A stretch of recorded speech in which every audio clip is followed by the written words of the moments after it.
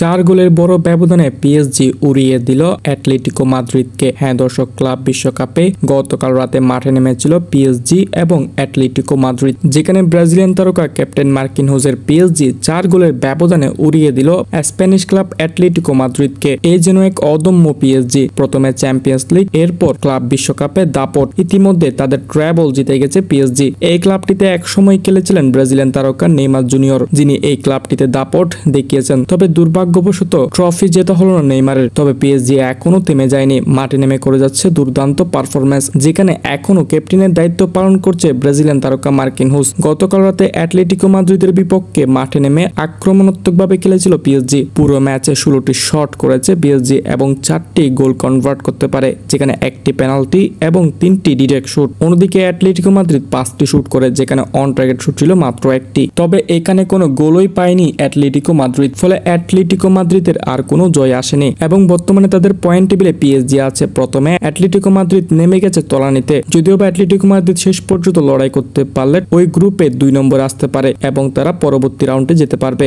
যাই হোক, এখনো Real Madrid, Manchester city, Bayern Munich তারা আছে। দেখা যাক শেষ পর্যন্ত পিএসজির সাথে কি হয়। আসলেই কি পিএসজি তাদের এই অদম্য পারফরম্যান্স ধরে রাখতে পারবে, নাকি রিয়াল মাদ্রিদের সামনে এসে তারা আবারও সেই পুরনো রূপে ফিরে যাবে? দেখা যাক কি হয় শেষ পর্যন্ত। যাই হোক, নেইমারে রেখে যাওয়া সেই পিএসজি এখন কিছুটা ফর্মে আসছে, ফিরছে এক নতুন রূপে। নেইমারে রেখে যাওয়া পিএসজি এখন এক ট্রফি জয়ে স্বাদ পাচ্ছে, আবার এক ইউরোপিয়ান জায়ান্টকে হারিয়ে জয় নিচ্ছে বড় বড়।